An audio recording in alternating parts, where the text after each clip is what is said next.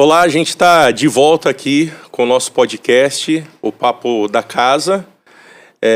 Talvez vocês estão acostumados com o Guilherme aqui na condução, mas hoje ele não pôde estar conosco, então eu assumi aqui provisoriamente o posto dele aqui.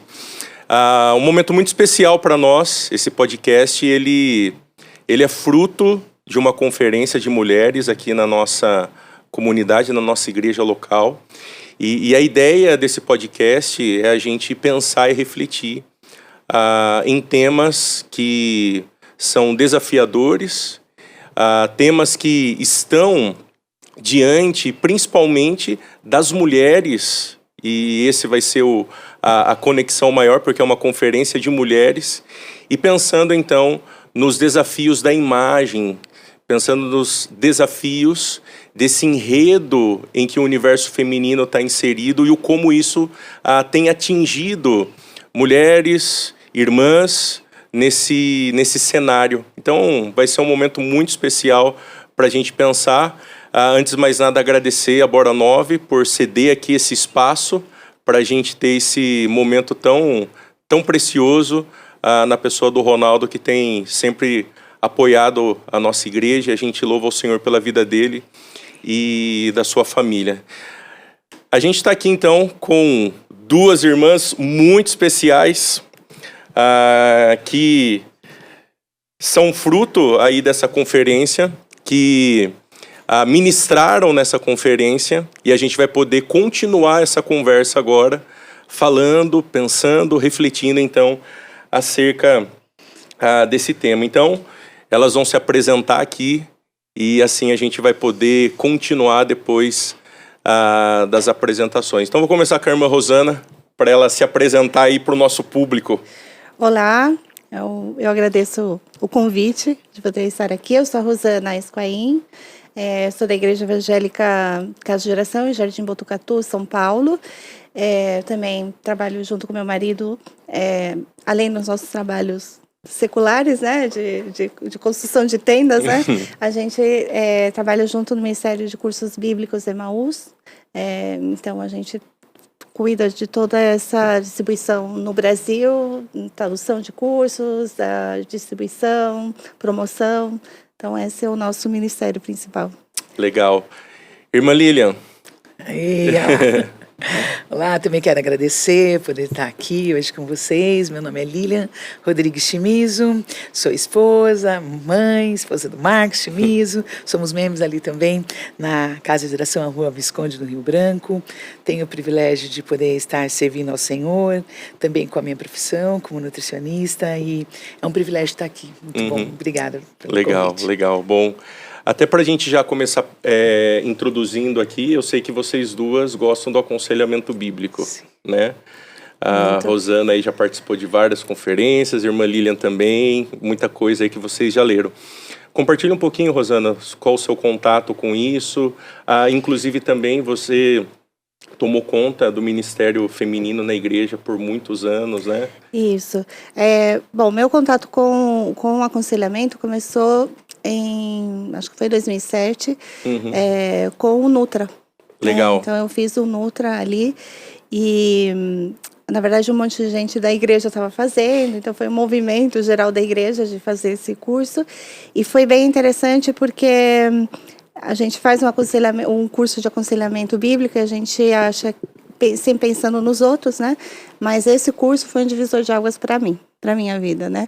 Então, porque antes da gente poder transmitir, de poder aconselhar, ajudar outras pessoas, nós precisamos saber lidar com os nossos próprios problemas, nossos próprios pecados, né? Sim. Então, desde então, eu tenho me interessado muito por isso, tenho lido muitos livros relacionados a aconselhamento bíblico, tenho feito cursos também de aconselhamento bíblico e casos difíceis, participado em conferências, então é um tema assim, que me interessa muito e tenho podido colocar em prática também com irmãs, com amigas próximas, conversas, né? Legal. Muitas vezes não necessariamente é uma sessão de aconselhamento bíblico, mas em conversas do dia a dia, a gente pode colocar muito desse aprendizado em prática para as nossas amigas e irmãs, mas também para a gente mesmo, né? Legal.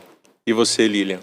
Olha, o aconselhamento bíblico na minha vida foi um divisor de águas, porque a gente sabe da importância da palavra, a gente sabe, tem o conhecimento, mas quando você vê essa palavra de Deus sendo colocada no dia a dia, isso transforma.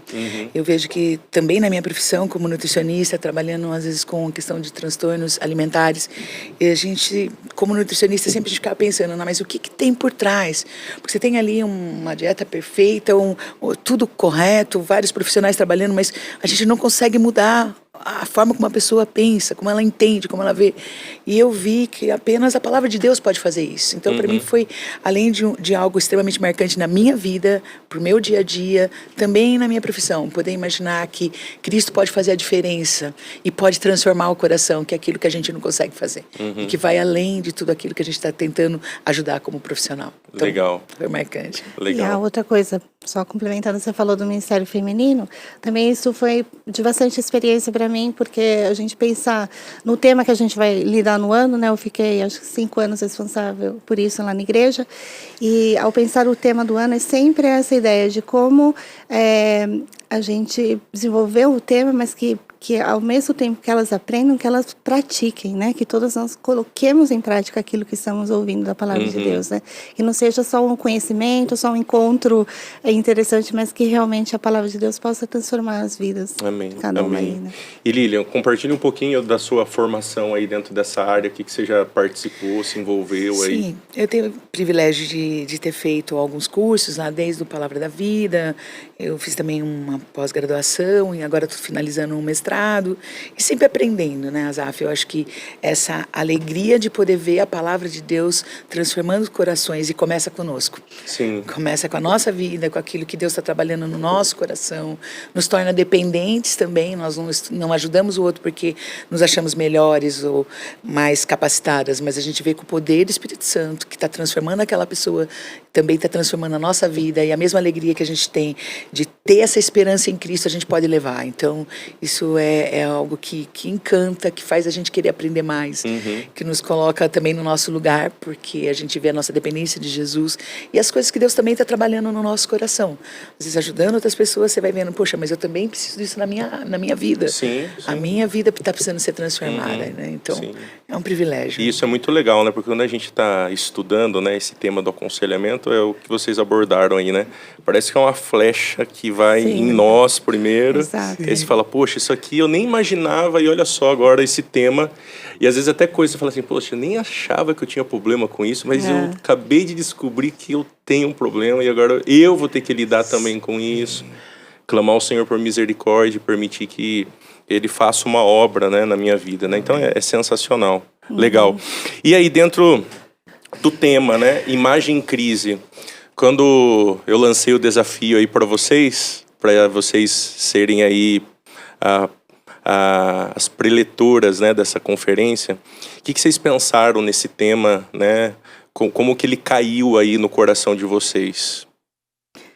Para mim, assim, é a nossa luta constante, é sempre uma questão diária, né? A gente tem muita pressão do mundo, né, de todo esse sistema, a gente pelas redes sociais, profissional, a gente tem essa luta constante de decidir, né, o que Deus quer, o que Deus espera de nós e como ainda assim a gente fazer parte, estar nesse mundo e conviver nesse mundo e trabalhar e usufruir das coisas que a gente precisa aqui, por exemplo, o trabalho ou esses relacionamentos, mas sempre mantendo essa imagem que Deus espera de nós. Então, eu vejo isso como uma luta de todas nós. Né?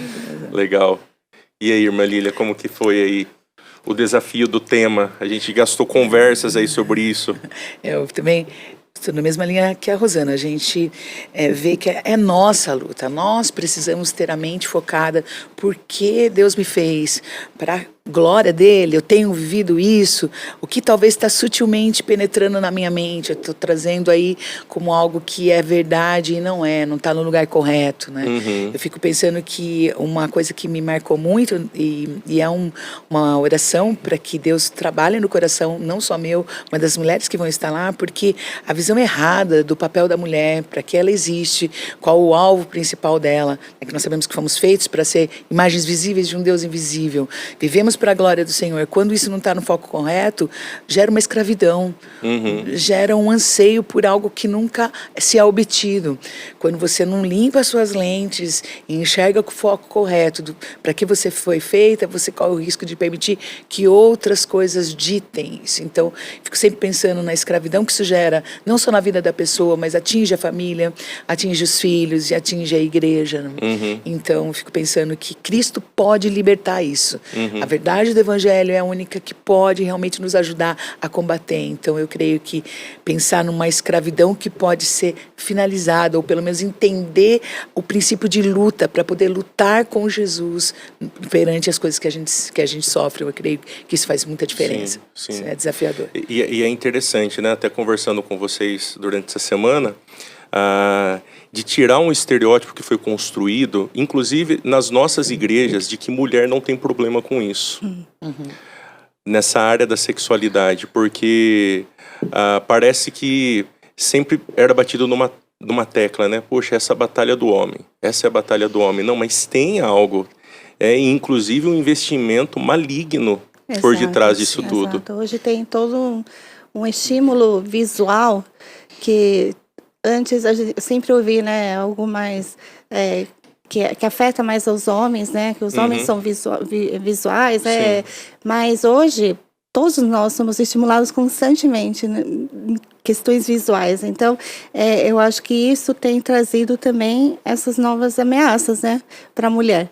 E é uma coisa que me preocupa. Eu tenho visto pessoas próximas, eu mesma já estive enredada com isso, e a gente não sente liberdade de falar isso na nossa igreja, no nosso meio, porque não é um assunto que se fala, entende? Sim. Então, isso, a gente precisa realmente focar nisso, em criar um ambiente seguro para a gente poder tratar disso no nosso meio, né? Então, você, minha irmã, que está assistindo aí agora, ou você aí que foi convidada por alguém que caiu aí de paraquedas nesse podcast, o Papo da Casa, escreva aí abaixo. Coloque aí, talvez, qual o seu maior desafio hoje nessa questão da imagem que você vê, né? Talvez essa ideia, né, como tem sido compartilhado aqui de uma imagem distorcida, de você seguir um padrão. Talvez na luta da sexualidade, por exemplo, você vê as pessoas lidando, por exemplo, com a pornografia, né? Talvez essa questão, né, de você ter um corpo perfeito, né? Que você pondera aí? Coloca aí, escreva aí para a gente ir pensando junto, e a gente vai compartilhando esse desafio, então, desta imagem em crise nos dias que a gente tem vivido e caminhado aí. Diante disso que a gente está pensando aqui, o que vocês percebem quando a gente fala em imagem, né? Às vezes vem diretamente essa questão mais do que é visível, né? Do externo. O que vocês identificam, né? Como que se conecta isso? Tem a ver só com o externo, com a aparência? Ou não, isso tem a ver com a identidade? Isso tem a ver com o coração? Isso é algo mais profundo do que simplesmente a aparência, né? Como que as irmãs veem isso como um desafio aí? Bom, eu entendo que imagem é tudo, é o nosso ser, né? É a nossa essência, né? É o nosso...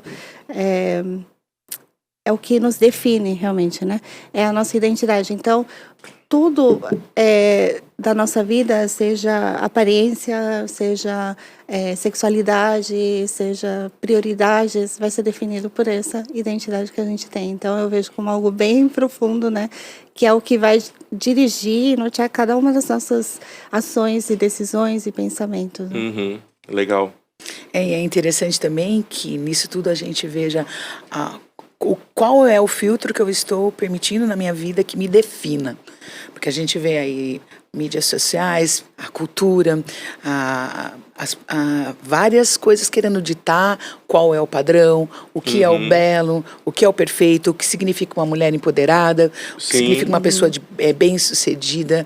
Então, a necessidade de a gente firmar nossa identidade em Cristo, porque se a minha identidade depende de tal coisa, para que eu seja feliz, para que eu seja realizada, isso é muito instável, porque hoje a gente está mirando numa pessoa, daqui a pouco um outro grupo pensa diferente, tem um outro padrão, quer dizer, nunca você vai alcançar e vai estar totalmente firmada na identidade em Cristo, dependendo disso, sua alegria, sua vida, sua vitalidade, né? Então, lembrando sempre a diferença de felicidade e de alegria. A felicidade, ela depende de alguma coisa. A alegria, ela é uma ordem de Jesus. Então, e muitas vezes isso nos rouba a nossa alegria, rouba a nossa vitalidade, rouba até a alegria da gente poder estar servindo ao Senhor, servindo na nossa casa, como a gente vê o nosso papel como mulher, como a gente vê a nossa própria sexualidade, porque você acaba se deixando enredar por mitos que muitas vezes nem reais são.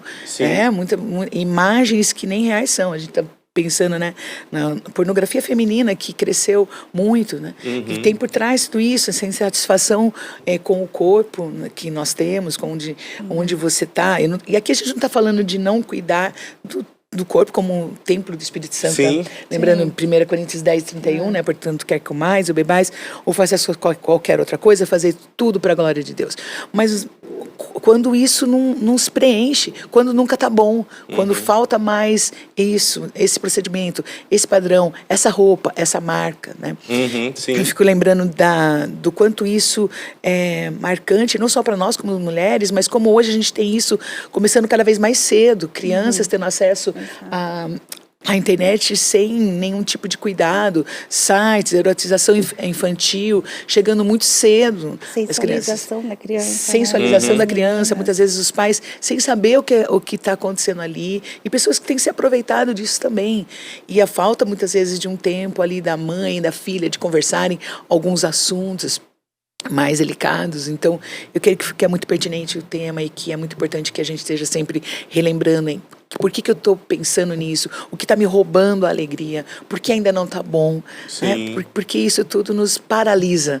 Eu creio que talvez a grande luta é essa escravidão, essa dependência de algo, o não estar bom ainda, né? Não cheguei lá ainda. E nisso tudo a gente tem vidas preciosas que poderiam estar servindo ao Senhor, que poderiam estar sendo frutíferas no reino, paralisadas. Uma das coisas que é interessante a gente pensar, a preocupação de Deus com essa questão da imagem, né? Porque nós carregamos a imagem de Deus, né? E parece que vem como uma flecha, assim, de tentar bagunçar, desconfigurar isso que foi plantado em nós, né? Então é legal porque quando a gente olha, por exemplo, o primeiro livro da Bíblia, o livro de Gênesis, lá no capítulo 1 vai falar sobre imagem. E aí você vê ali, né, o padrão, né? Vocês são a imagem e semelhança de Deus, né? E essa distorção, né? De uma forma inteira, né? Igual as irmãs falaram, não é só uma questão externa, né? Mas no interior ali, tentando desconfigurar para que sejamos menos de Deus e mais de qualquer outra coisa que não a gente se conecte. vê, como você falou, Gênesis 1, que traz que nós fomos criados à imagem e semelhança de Deus, mas já em Gênesis 3 a gente vê essa distorção, né? Porque a tentação que traz aí para Eva é para que ela seja como Deus, não a imagem e semelhança de Deus. Então ela tomar o lugar de Deus, né? Então aí você já vê, e de lá para frente é esse o caminho, esse é o padrão do mundo, né? Da gente ser como Deus, a gente tirar Deus da equação, né? E a gente ser autodependente, a gente ser autossuficiente, a gente definir as nossas regras, o meio. Sim, quando a gente pensa, né, que nós somos seres visíveis da imagem de um Deus invisível, quando você tem isso deturpado, você acaba saindo do foco daquilo que Deus te fez para ser. E então eu fico sempre imaginando que é uma armadilha, porque você passa a adorar algo no lugar de Deus, por trás disso tudo, né? O que você quer com aquilo, qual o padrão que você colocou, e como somos seres adoradores, podemos estar correndo o risco de estar adorando qualquer outra coisa que não a Deus. Eu quero saber o que os outros vão pensar. Eu quero que os outros... Eu quero ser visto. Eu quero ter o controle com o meu corpo do que as outras pessoas vão fazer, ou vão me desejar, ou que eu vou conquistar. Então, tem por trás essa questão dessa idolatria, o que você adora tanto, que foi colocado no lugar de Deus e que hoje te controla. E os ídolos, eles realmente nos enganam. E eles são sutis, mas nunca vão nos satisfazer, porque fomos feitos para realmente adorarmos apenas a Deus. Então, tudo que a gente colocar ali no lugar de Deus vai roubar a nossa alegria, ainda que muito sutil, e ainda que a gente ache que parece ser uma coisa boa na hora, né? Eu quero estar, por exemplo, a questão do empoderamento feminino. Poxa, a gente não quer uma mulher sendo maltratada, uma mulher sendo violentada de forma alguma. Mas quando a gente vê esse ideal do que a mulher tem que ser, do que ela tem que cumprir, parece que quanto mais jornada ela tiver de trabalho, como ela faz, né? Pergunta, mas o que você faz, né? Então a impressão que você tem que estar naquele ativismo todo para você ser reconhecida, para você ter poder, para você ter valor. Então aí você nunca alcança, porque nunca vai estar bom. E a gente vê mulheres hoje exaustas, porque você está atrás de um ideal irreal. Né? Que você não alcança, que nunca tá bom e que cada vez parece que ainda precisava mais. Né? Nunca se satisfaz. Sim. E é interessante que as mulheres fazem muito isso, né? Elas olham para outra. Os homens fazem isso também, mas acho que eles fazem menos. Mas as mulheres gostam de olhar uma para outra e falam, poxa, mas eu não consigo fazer tudo aquilo que ela está fazendo, né? Ela limpa a casa, ela vai trabalhar, ela cuida das crianças, mas depois, por outro lado, você fala, rapaz, mas alguma coisa está errada, porque não é possível você fazer bem tudo isso daqui. Alguma coisa está saindo fora do eixo, né? E é o que posta, né? Que posta nos stories, né? Aquela pessoa, nossa, fiz tudo isso, peraí. Sim. Você não tem como fazer tudo bem feito, sim. E essa rivalidade feminina que você falou, né? Eu creio que um ponto muito importante a gente ver quando isso parece ser bom e não é. Até mesmo dentro do corpo de Cristo. Porque nós somos diferentes. Deus nos capacitou com habilidades diferentes, com coisas que a gente tem mais facilidade, com outra que não. E como é importante a gente poder ter junto, como irmãs em Cristo, uma ajudando a outra, uma servindo numa área que não é mais forte, a outra é. Isso nos completa. Sim. Então, essa rivalidade feminina, ela vem realmente para manchar, para estragar, para nos tirar o foco do que é importante, que é a união em prol de um reino que é muito maior do que cada uma de nós. Sim. E é interessante que, por exemplo, quando você constrói essa ideia, né, que está na pauta do feminismo, dessa ideia do empoderamento, parece que é algo quase que libertador nesse cenário, mas aí, como vocês estão falando, parece que aumenta a rivalidade, o anseio por, olha, eu preciso ser isso. A inveja, né? Na verdade, o que acaba movendo muitas das nossas ações é a inveja, né? É a gente querer ser o que a outra pessoa é e não querer que ela seja tudo isso, né? Então a gente quer ser mais. Estímulo. Exato, tá isso nos estimula a estimulando. crescer. Se ela está fazendo, eu posso. E se a pessoa é assim, você tem que ser assim, eu vou ser mais. E é sempre isso, né? E no final, essa liberdade, como a Lilian já falou, é escravidão, na verdade. É escravidão. E traz uma pressão, e traz a exaustão, e traz depressão, e traz tudo isso porque a gente não consegue. A gente não consegue. A gente tem que ter essa... muitas vezes eu já tive que falar assim, eu nunca vou ser igual a fulana. E ter essa clareza de falar, eu nunca vou ser igual. Por mais que eu queira, em aparência, eu não vou ser igual. Sim. E não é para eu ser igual, né? Essa questão, né? Não é o que Deus quer, que eu seja igual a essa pessoa, que Deus quer que seja igual a Cristo. Sim. Mas quando a gente está olhando só, como você falou, a gente olha muito nesse nível, né? Horizontal, né? Umas para as outras, né? Dizem que a gente se veste pensando que a outra vai falar, né? Não tanto se eu gosto ou se está realmente bonito, mas é no que a outra vai falar, como vão olhar, né? Então essa rivalidade tem tudo, né?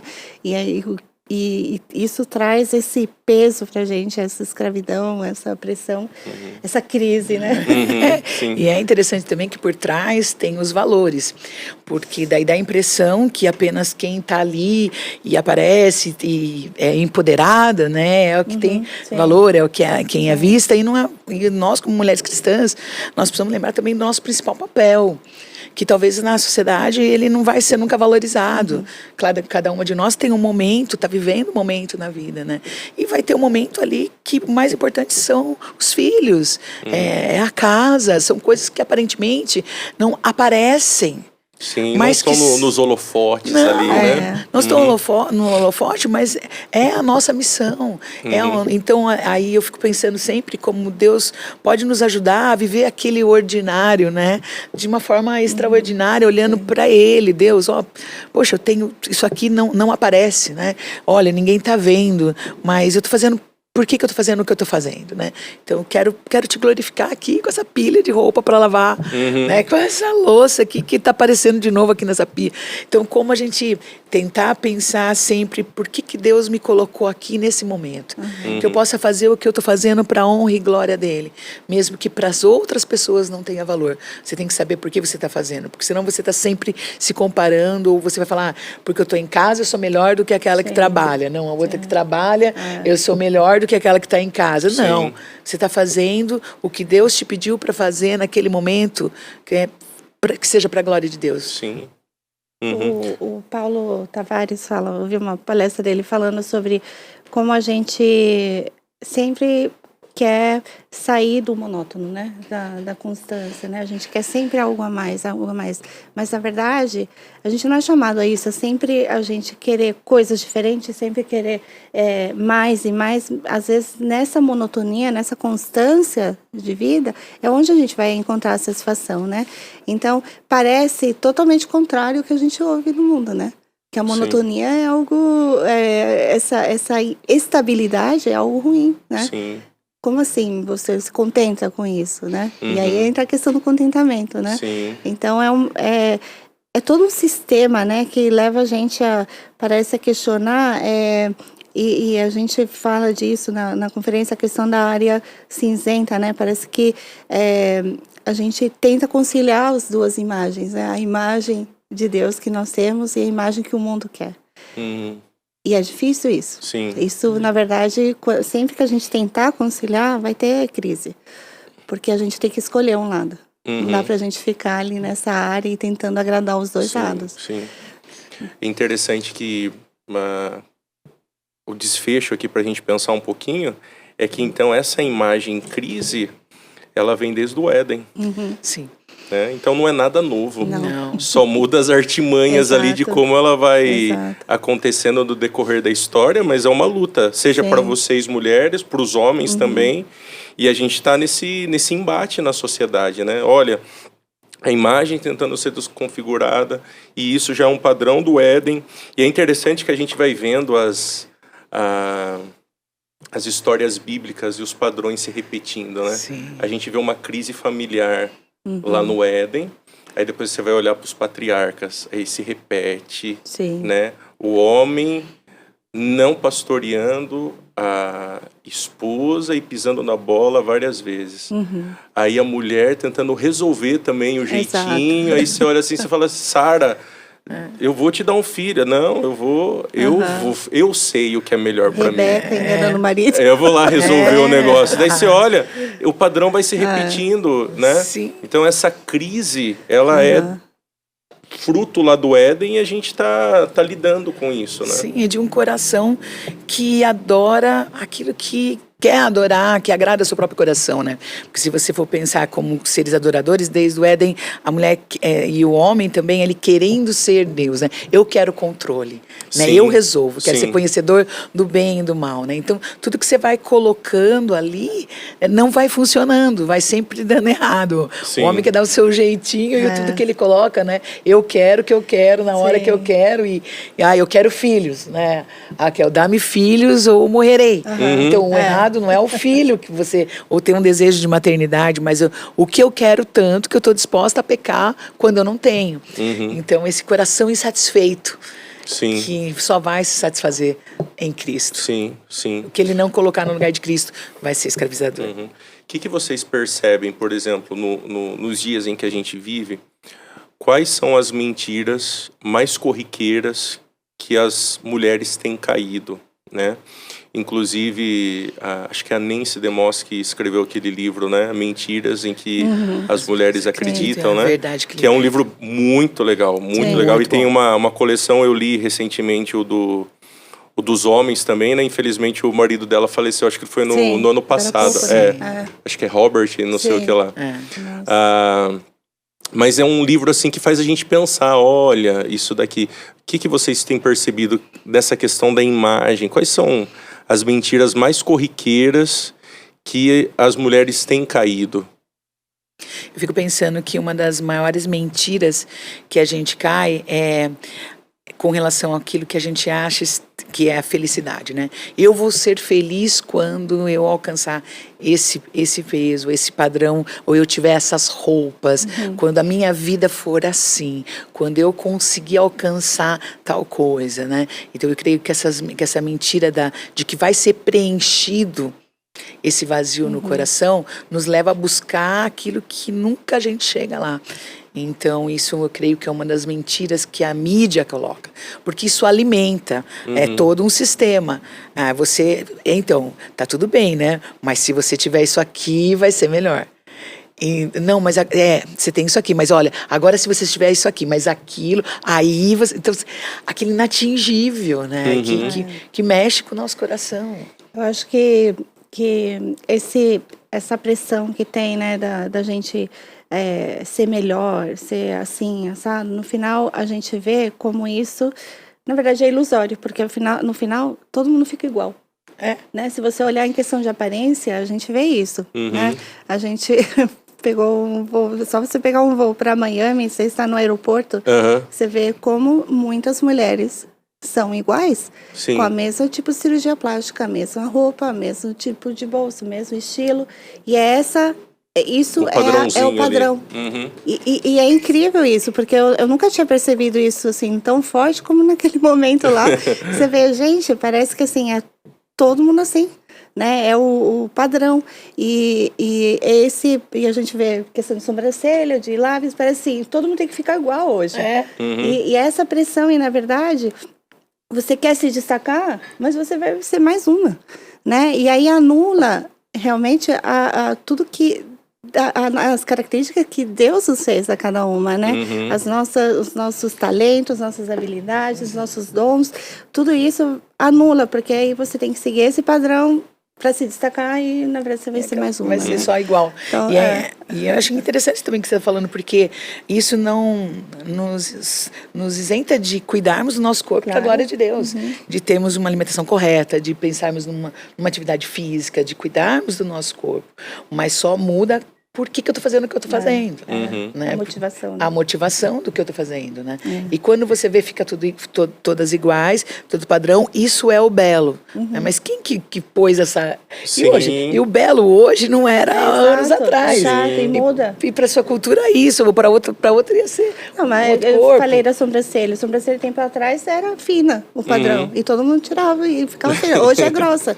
E aí? Né? Então é essa questão, e aí todo mundo tem que ficar igual. Sim. Então, na verdade, você quer se destacar e você vai ser. Viu? E percebo a extensão disso. Até eu comentei com o Roger. O Roger está aqui, está assistindo aqui ao vivo. Eu perguntei pro Roger, você foi lá agora na Europa por esses dias, viu? Me fala um pouquinho sobre a estética das casas. Aí a gente estava conversando, porque é tudo igual. É quadradinho. Não tem mais aquela beleza do artista que pensa aquele telhado arranjado. Nada. E aí você vê o alcance disso. O quanto essa questão do visual, né? Tem que ser assim, porque se for do outro jeito, ou se for como era antigamente, é feio. Não cola mais, né? E a gente percebe isso como se fosse, então, algo distante da realidade. Se você é cafona, você se você não entrar nessa vibe.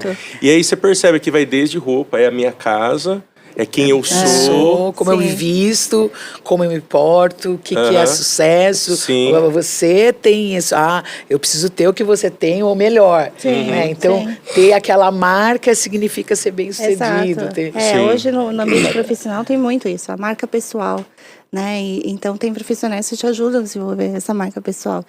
E ela pode ser muito útil, realmente, se você precisa ter uma visibilidade no mercado, acho que quando você está procurando emprego, principalmente, ou dependendo da sua profissão, seja importante isso. Mas parece que isso está se tornando um padrão para qualquer profissão. Então, eu tenho que ter minha marca pessoal, eu tenho que ter minhas frases de sucesso, eu tenho que ter meu podcast ali gravado, eu tenho que ter meu livro, sabe? E aí vai seguindo isso, todo mundo. E é ruim isso, não, assim, se você realmente, se é algo autêntico, não é ruim, o problema é isso, o que é autêntico? O que realmente é parte de você, é algo que nasceu de você ou é uma pressão externa, né? Quando tá bom também, né? Porque nunca vai tá bom. Hoje é isso, amanhã já surgiu outra coisa. É verdade. Hoje já é isso, mas agora precisava ser isso e mais isso. Quer dizer, fica uma coisa inatingível, né? Aí, dentro desse cenário, a gente percebe, por exemplo, quanto o materialismo e o consumismo influenciam isso. Sim, muito. Sim, Né? porque sempre não tá bom. Precisa de algo mais. E tem todo um mercado que se alimenta dessa indústria da beleza, né? Que é inatingível. Então, tem marcas sempre por trás que estão lucrando com a insatisfação da mulher. Porque nunca vai estar bom, você nunca vai ser suficiente aquela roupa que você tem. Sim. Não, precisa ser a outra Ela também. já passou. Já né? passou. Era a temporada passada. Temporada passada. Precisa atualizar. Sim, Aí a sua felicidade vai depender sempre de outra coisa. Quer dizer, nunca vai estar plena, nunca vai estar. São ladrões de alegria, né? E é interessante, né? Esse ter, né? E é interessante que isso faz com que gente vai se tornando, né, pessoas simplesmente o objeto, né? Porque se você se apega a esse movimento materialista, então é como vai se conectando numa rede, né? As pessoas começam a ser descartáveis, né? Sim. A gente trata o outro dessa forma e também isso tudo se conecta com essa questão da imagem. Não, aquela pessoa não é bom eu ficar muito perto dela, não. Eu aproveitei dela aqui dessa situação agora, mas vou ficar mais perto dessa daqui, porque ela... Tem interesse, né? Tudo por ela trás. pensa igual eu, ela se veste igual eu, né? Ela considera isso igual eu. Mas aí, valoriza as mesmas coisas que eu. mas e daí quando ela começar a desconfigurar não, aí eu... Tem outros aí que eu posso ir em Sempre direção. vai ter um. Sempre. Sim. E uma coisa que eu fico vendo que também é muito prejudicial pra gente é que a gente não aprende as fases da vida. Não aprende, inclusive, a beleza de envelhecer. Não é? Porque até mesmo como mulheres, a gente pensa que a necessidade da maturidade no meio das mulheres, né? A gente não aprendeu que é tão feio envelhecer que a gente não consegue mais ver a alegria também de você ter aprendido as coisas que você que vem com a idade, né? De você poder ter a alegria também em poder compartilhar isso, em ter. Então eu creio que isso tudo acaba sendo prejudicial. Mas você vê ali também como essa padronização, né, que a gente vê, as crianças estão sendo adultizadas, Sim. né, para parecerem mulheres, as meninas especialmente, se vestir para parecerem mulheres, com as suas curvas e tudo. E as mais velhas têm que parecer essas mesmas mulheres. Então, assim, não tem diferença de idade, você tem que ser desse formato. Né? Então, e é interessante, é esse padrãozinho mesmo. A roupa igual, exato. o jeito de se falar igual, tudo. Então, tudo, você olha por trás, tudo. talvez pareça tudo igual, né? Não tem diferença.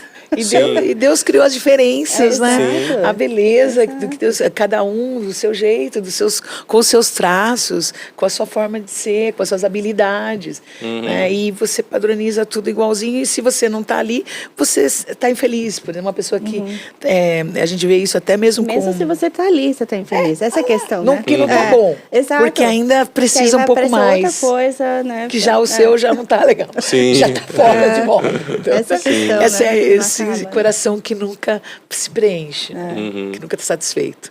Irmãs, continuando pensando nessa questão da imagem, por exemplo, mais diretamente agora o tema da sexualidade. A gente percebe que as igrejas têm muita dificuldade de falar sobre isso. Então, às vezes é a liderança, inclusive, que diz, não, é melhor não tocar nesse tema, é melhor falar sobre isso. Às vezes a gente vê também as pessoas não buscam se capacitar, estudar o texto bíblico, olhar homens de Deus, mulheres de Deus que estão escrevendo sobre esses temas para ajudar, né? Ao mesmo tempo também, as demandas da igreja vêm crescendo sobre esse tema, luta contra a pornografia, né? O vício na masturbação, ela faz aquilo lá e de repente você vê ela lidando, por exemplo, com anorexia, por exemplo, porque ela está na luta da busca daquele padrão, ela se enveredou por um caminho que ela nunca imaginou e agora ela está lá, né? Aquela ali entrou num ciclo de gula. Mas por quê? Porque ela não consegue lidar com a pressão dessa imagem, da sexualidade, tudo que envolve. Ela vai lá e começou a comer, né? Uma barrinha de chocolate sempre que vinha. E de repente não é mais uma barrinha. De repente ela lida com a pressão, vou lá no mercado, ela compra 2, 3 caixas de chocolate e come.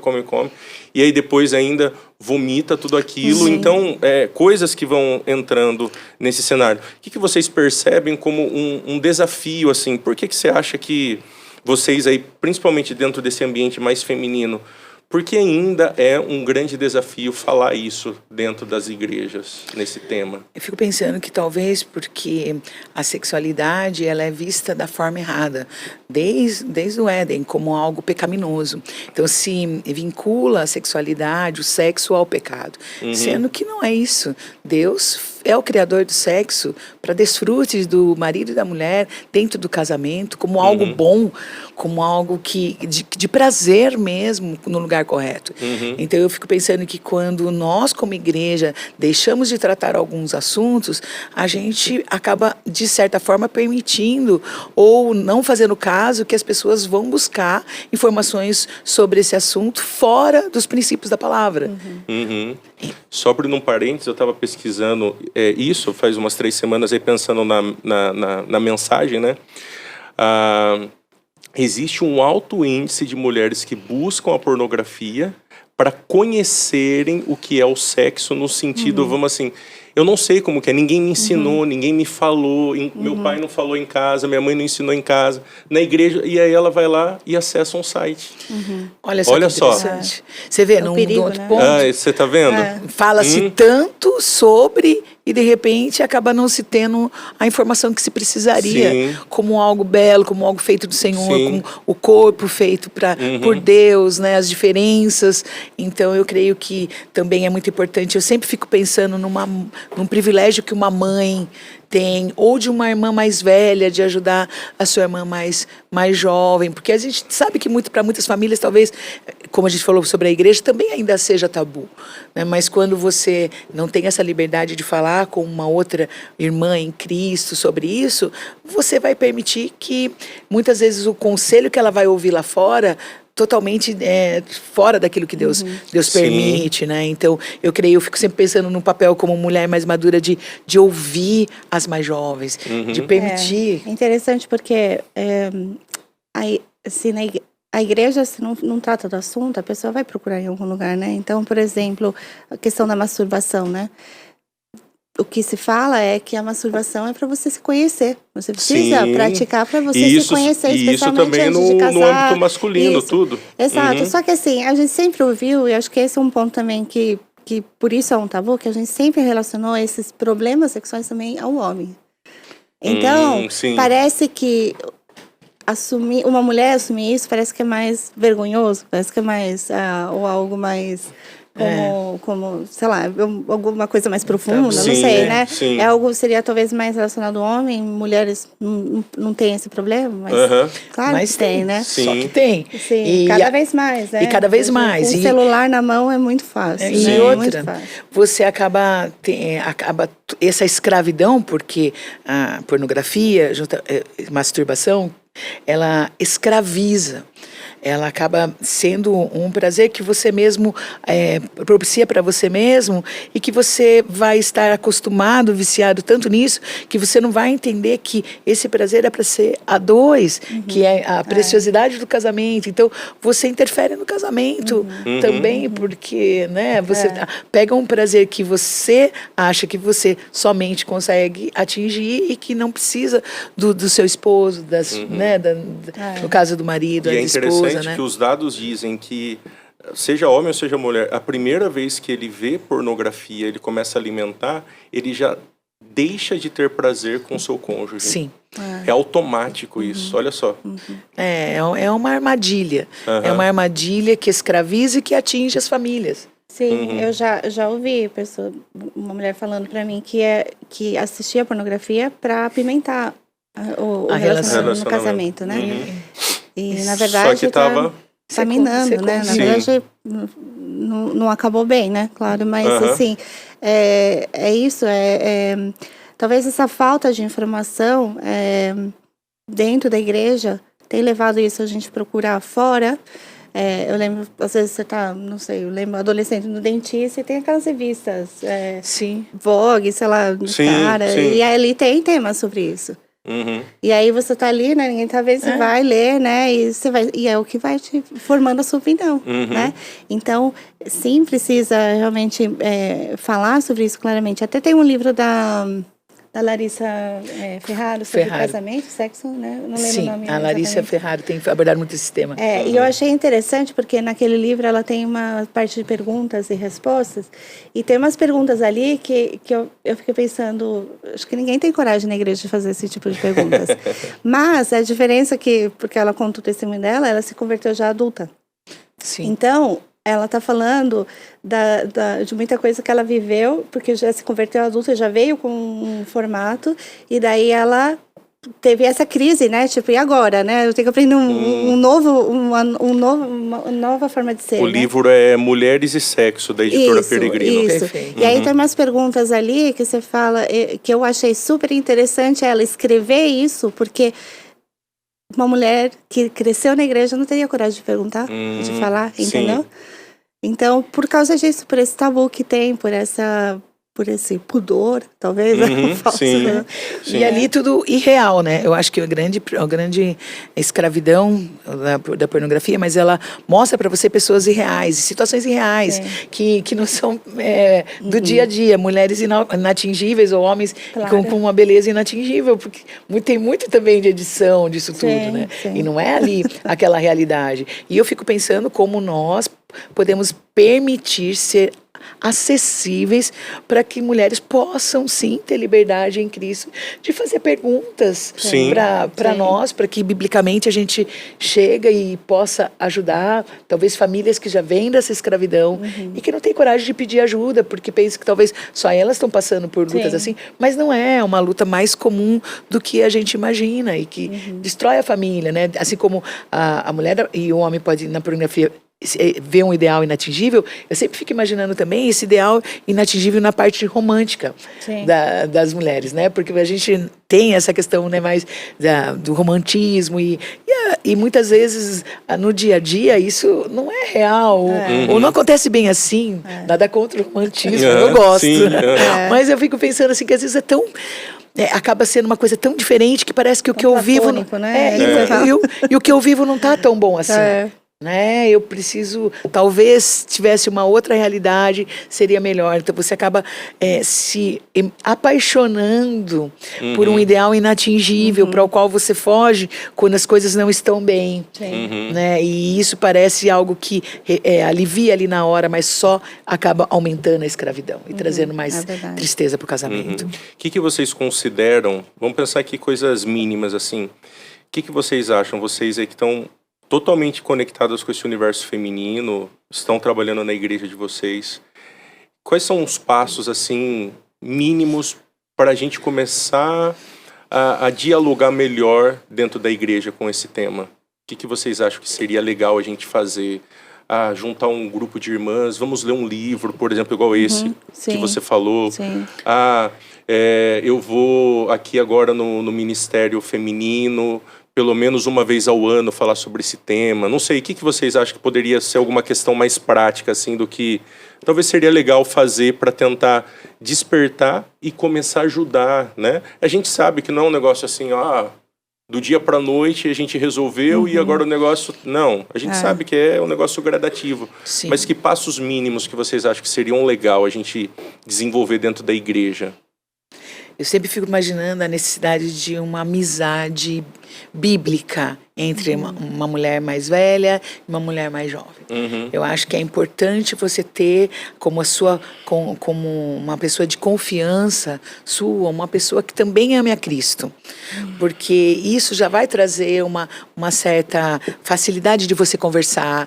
Também você não vai sair por aí falando tudo que a pessoa falou para você como uma fofoca, mas a maturidade de você ouvir uma dor de uma irmã em Cristo e de biblicamente ajudá-la a encontrar na palavra de Deus ajuda para o que ela está lidando. Sem a gente precisar se assustar tanto, sem a gente imaginar que, poxa, só com você que acontece. Ou pensar, não, poxa, vamos junto, nessa área está atrapalhando sua vida. E prejudicou o casal, prejudica a igreja. Ou mesmo uma jovem solteira, quando ela desenvolve um estilo de vida assim, ela vem para o casamento já com uma bagagem ruim do que seria isso. E ela vai trazer isso para o leito conjugal. E pensando até nisso, por exemplo, já sugeriu uma coisa aqui, fiz a pergunta, né? Mas, por exemplo, o acompanhamento pré-nupcial, você vê poucas igrejas fazendo sobre isso.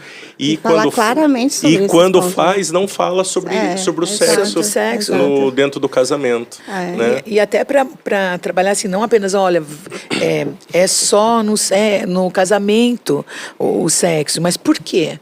Por que isso? Por que agradar a Deus?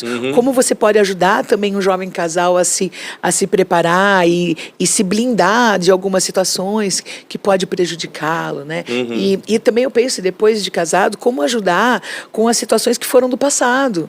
Em Cristo, nós temos esperança de uma nova vida, de ver o passado como um aprendizado, mas não viver escravos a ele.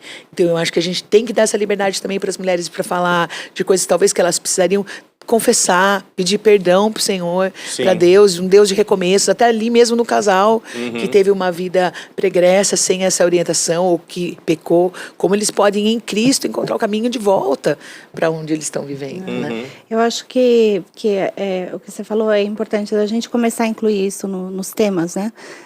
Do ano, nos temas do discipulado, dos aconselhamentos, tocar esses temas especificamente, fazer perguntas, né? Criar esse ambiente para que possam falar sobre isso, porque há muita vergonha, muita culpa, ou você geralmente acha que só você está passando por isso, né? Então, você acha que ninguém vai entender o que eu estou passando, ninguém vai, ou vão me julgar. E na verdade, você se encontra um ambiente onde tenha mais pessoas lutando com isso, né? E vamos lutar juntas, né? A questão é essa, estamos todas aqui com pecados diferentes, com crises diferentes, mas estamos todas na mesma jornada, né? Dependendo do mesmo Deus. Então, às vezes também eu acho que a gente, assim, que tem a responsabilidade do Ministério do Ensino, também mostrar essa abertura, né? Não se colocar assim como a gente está aqui ensinando, são coisas que não nos afetam, mas também, não digo que a gente tem que viver exatamente cada pecado e tudo isso, não é isso, mas digo, a gente mostrar que a gente também está na luta de diferentes maneiras, mas também estamos nisso, né? Então, acho que uma vez uma jovem falou para mim, o que eu falei na igreja, até falando sobre santidade, eu falei assim, para mim era um tema difícil falar, foi difícil estudar, porque eu mesmo, quando você olha para a santidade, você vê, eu estou muito longe desse padrão. E aí eu vou falar da santidade de Deus e eu mesma estou muito longe, né? E falei de algumas lutas e a jovem veio me falar assim, foi muito bom você ter falado, porque eu achava que só eu passava por isso.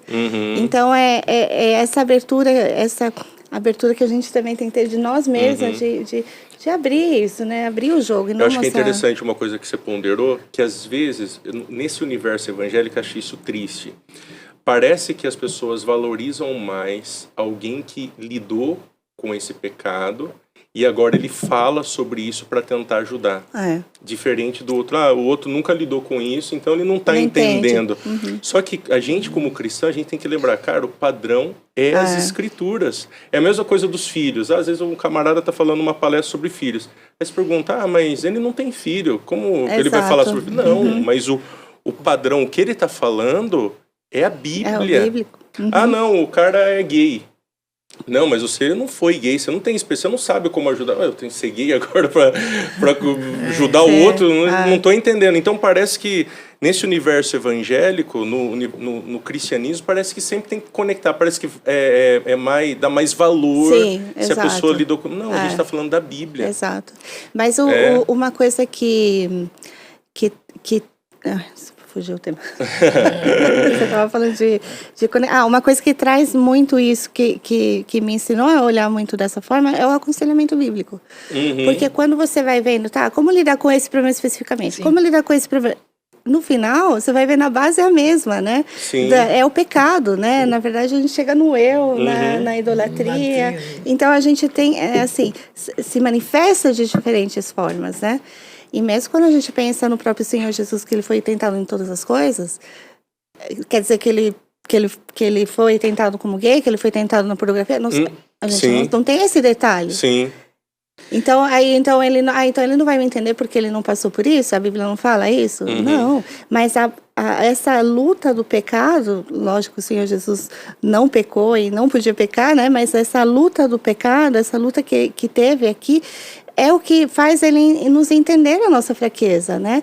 Então, isso que eu acho que o aconselhamento bíblico me trouxe muito essa visão mais ampla, assim. Olha, são pecados manifestados de formas diferentes, mas é o pecado. Sim. E a Bíblia fala como você lidar com o pecado, né? Independente da sua experiência ou da minha, né? Sim. E é interessante porque a gente está num momento onde vários setores, eles vão querer distorcer a verdade. Então, eu fico pensando relembrar essas verdades todos os dias, né? Como a gente prega o evangelho para você todos os dias, Jair Brides fala muito sobre isso. Então, talvez ter essas verdades firmes na nossa mente e das nossas crianças, dos nossos adolescentes, dos nossos jovens, nos ajuda de quem é Deus, como eu sou em Cristo, quem eu sou em Cristo, quem Ele é, como eu posso ser, essas verdades da minha identidade, da minha sexualidade, porque a gente está hoje num mundo que vai relativizar a verdade. Né? Não, a verdade é a sua verdade, a minha verdade é essa, que vai deturpar várias coisas para poder afirmar coisas que são totalmente contra a palavra. Então, realimentar a mente com aquilo que é verdadeiro e ser acessível a poder falar sobre temas que talvez nossos jovens, nossos adolescentes estão sendo bombardeados, como alguns padrões que a gente vê que não são bíblicos, que vão querer relativizar.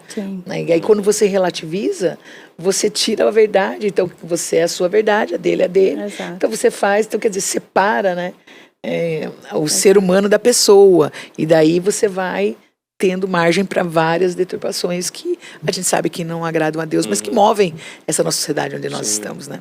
Então, nós temos as mulheres assistindo o nosso podcast. O que a gente poderia dizer para elas? Talvez muitas delas lidando com vergonha, culpa, medo, confusão sobre esse tema. Que conselho a gente poderia dar a elas? Eu acho que esse seria um bom ponto de partida para você caminhar para uma restauração, caminhar para um coração cheio de esperança. Talvez o que a gente poderia sugerir às mulheres que estão nos assistindo aí nesse momento ou que assistirão aí posteriormente também? Eu acho que a primeira coisa que sugiro procure ajuda, peça ajuda, né? De uma irmã em Cristo que você saiba que ela preza as Escrituras, né? Que vai aconselhar com as Escrituras. Porque há a solução. Há a solução. Na palavra de Deus nós temos todos os recursos que precisamos para não nos sujeitarmos mais ao pecado. Então, a gente tem solução, mas às vezes você está tão envolvida nessa situação de culpa, de vergonha, que você acha que não tem mais saída. Mas há saída, e a Bíblia nos mostra isso. Porque se não tiver saída, a gente está falando que Deus é mentiroso, né? Sim. E Deus não é mentiroso. Nele não há nada de mentira. Então, há solução, há saída. Então, procure ajuda, porque às vezes você não está enxergando o caminho, mas alguém pode te ajudar a mostrar. Às vezes, eu gosto de pensar naquele versículo de que nós temos acesso ao trono da graça, e eu penso muitas vezes, você precisa de alguém que te ajude a levar até esse trono da graça. Porque você não está conseguindo ir sozinha, talvez por essas barreiras de culpa e vergonha, mas alguém pode te ajudar a caminhar até lá, para que você possa desfrutar e encontrar essa liberdade, essa misericórdia, essa graça em Cristo, né? E é difícil porque quanto orgulho tem que cair para me pedir ajuda, né? O qual eu tenho que lembrar, não, eu não consigo sozinho. Eu preciso daquela irmã, eu preciso daquele irmão, né, na luta do homem, eu preciso, senão não vai, né? Não vou me libertar disso. E às vezes parece que até por conta do mundo que a gente vive, não, você é capaz, você dá conta desse negócio. Quando né? você quiser, você para. Isso. Não é bem assim, mas né? é escravizador, né? E é o desafio, né? Então, acho que um primeiro passo importante é pedir ajuda, né? Eu fico pensando também, dentro desse contexto de a gente receber ajuda, o que a gente faz quando a gente recebe ajuda. Porque, às vezes, também a gente quer entender o aconselhamento bíblico como uma terapia gospel, e não é. Um conselheiro, ele vai te ouvir, né? Nós vamos falar um pouco mais sobre isso hoje.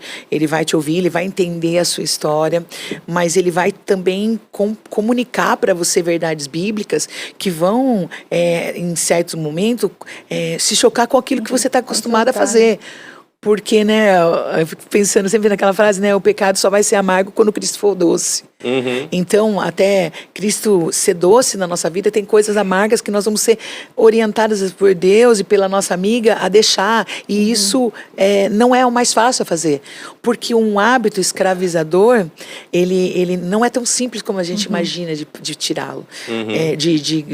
Parece assim, quando eu quiser eu paro. Não, há um processo de escravidão que não interessa que seja rompido. Então, o nosso eu, muitas vezes, não vai querer tarefas, né? Ou até permitir que ela te ajude, celular, seu computador. E as confissões. Essas confissões.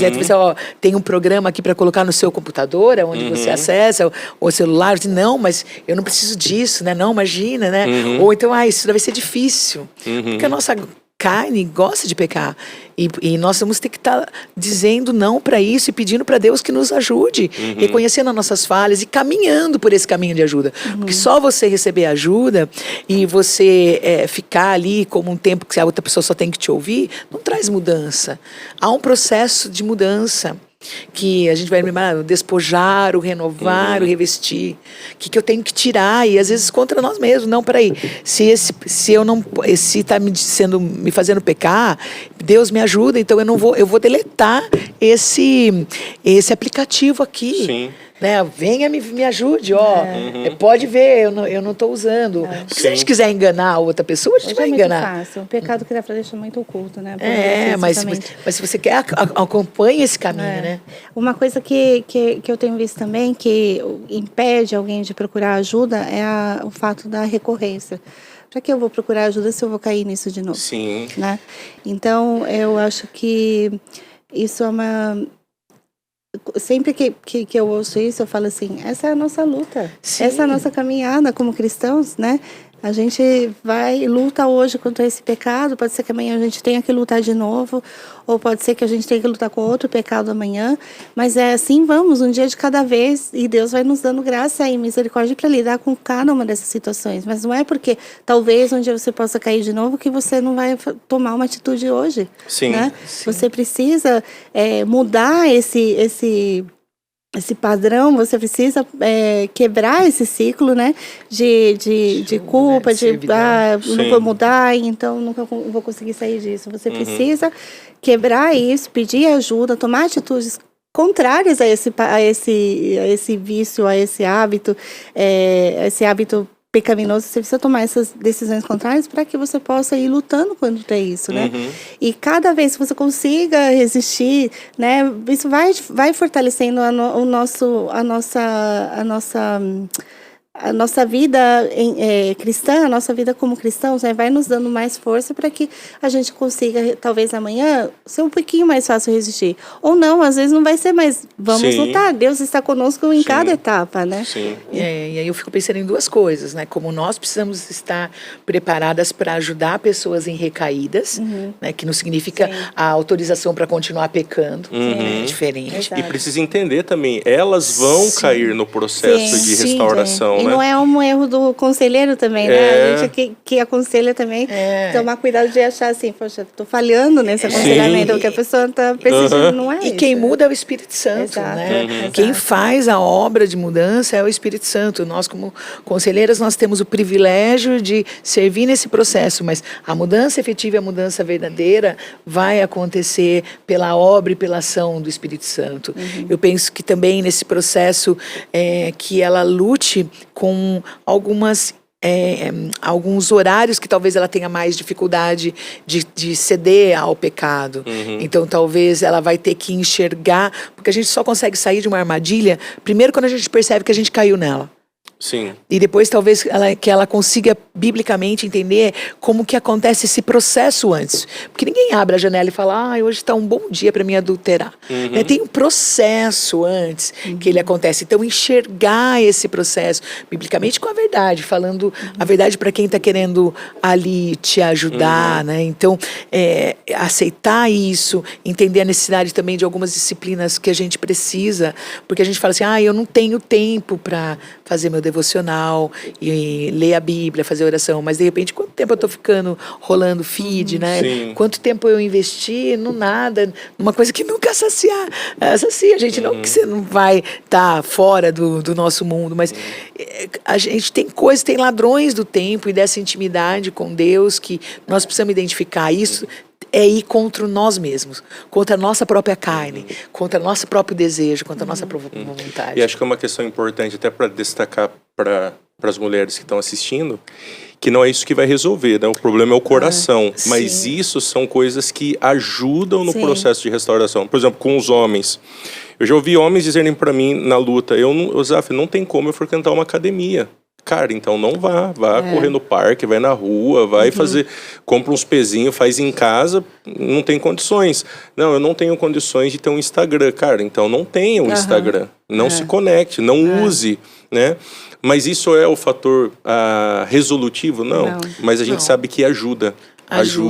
E a gente também entendendo qual lugar tudo isso tomou no nosso coração. Por que tomou um lugar que não é o lugar de Deus? O que eu quero com aquilo, né? Porque eu quero o prazer imediato, na hora que eu quero, do jeito que eu quero, da forma que eu quero. Então de repente, algo maravilhoso que Deus criou, que é o sexo, ficou num lugar na vida dele que tomou o lugar do próprio Deus, que criador. É uma rebelião, né? Contra Deus, contra o seu tempo, contra... Toda idolatria, né? Exato. Toda idolatria tem esse fundo de rebelião, né? O Steve Gallagher, ele tem um tripé, assim, que ele trabalha muito nos livros.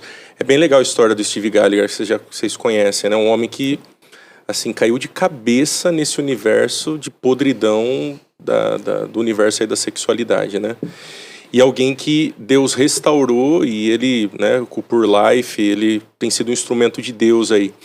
Mas ele foca em 3 coisas bem interessantes nessa luta. O orgulho, a autossuficiência e a falta de temor a Deus. Né? Um tripé, assim, que você vê nos livros ele caminhando com isso. Mas uma coisa que eu tenho ponderado, inclusive eu tenho visto homens tendo uma maior facilidade na luta contra o pecado, e aí eu vou perguntar isso para vocês, o que vocês acham sobre isso, mas é a prestação de contas. Então, por exemplo, eu começo o aconselhamento bíblico cuidando daquele homem, ele está viciado em pornografia. Então a gente começa a dar alguns passos. E um deles você precisa entender a prestação de contas. Não, mas eu venho aqui toda semana, 1 horinha aqui no nosso atendimento, não, você não entendeu, não vai ser comigo. Você vai arrumar 2, 3 irmãos, eu tenho um layoutzinho aqui para você e você vai começar a prestar contas a ele. Mas isso é necessário? É necessário. E aí eu explico biblicamente para ele, e o que eu tenho percebido, o quanto isso tem sido libertador. Inclusive, acho que umas 2 semanas atrás, um jovem chegou para mim e falou, Zaf, eu não botei fé, mas está sendo tão bom. Porque quando eu mando a minha prestação de contas, o outro irmão, ele nem sabe do que eu estou lidando ainda ali com profundidade, mas ele manda o texto bíblico, manda oração para mim, e ele diz, conte comigo. E eu falei para ti, rapaz, vai. Então, eu penso que essa questão também da prestação de contas, ela é algo que faz com que nós possamos ajudar o aconselhando a se livrar do orgulho, da soberba, dessa autossuficiência, porque, poxa, o irmão também está me ajudando. Sim. Né? Eu fico pensando, né, Azaf, que todo pecado que nós cometemos, ele é primeiro contra Deus, depois contra o próximo, mas ele acaba atingindo também a igreja. E nós, como corpo de Cristo, nessa prestação de contas, nessa ajuda um para o outro, não porque a gente é melhor, porque nós também vamos lutar. Então, a prestação de contas, nesse sentido, você se reveste de um grupo de pessoas que também lutam em outras áreas. E eu fico pensando, talvez falando aqui com pessoas que estão lutando nessa área, talvez se imaginar que um dia liberta em Cristo, você ainda pode ajudar outras pessoas. Sim, Né? Não sim. que você precise ter experimentado aquela luta com aquele pecado para ajudar, isso é a palavra de Deus que nos norteia, mas eu fico pensando na esperança que um casal que já passou por isso, que lutou nessa área, ele tem para um dia ajudar uma outra pessoa a falar, olha, Deus restaurou o nosso casamento. Sim. Deus sim. nos livrou disso e pode fazer isso na sua vida também, né? Eu creio que o corpo de Cristo nesse sentido, ele é um amparo, uma grade de proteção que Deus coloca pra gente, né? E que às vezes a gente vai pelo orgulho, porque a gente acha que não vai passar por isso, ou que a pessoa pode falar. Aqui eu penso também na imaturidade, muitas vezes que a gente tem dentro do corpo de Cristo, talvez de pessoas que precisam ser preparadas para ajudar outras pessoas, né? Para não serem fofoqueiros de pedidos de oração, né? Ou fofoqueiras de pedidos de oração, mas mulheres que vão estar orando, que vão estar guardando aquilo para elas, que quando necessário, sim, vão encaminhar também para um pastor, no caso de um hábito que é pecaminoso, que continua, que a pessoa não está querendo restauração, há uma necessidade, sim, de um momento ali de encaminhamento, mas a gente sabe que também Cristo pode fazer isso, e é libertador, e usar o corpo de Cristo para isso é uma preciosidade que às vezes a gente despreza. Sim. O irmão não pode ajudar ali, mas talvez a prestação de contas, talvez algo que vai ser uma bênção ali, ele sendo um instrumento de Deus, ajudando uma irmã, que né? entra o que Paulo fala, né, de confessar uns aos outros, né? Confessar uns aos outros, né, a gente ficar falando para todo mundo, né, assim, estou pecando nisso, né?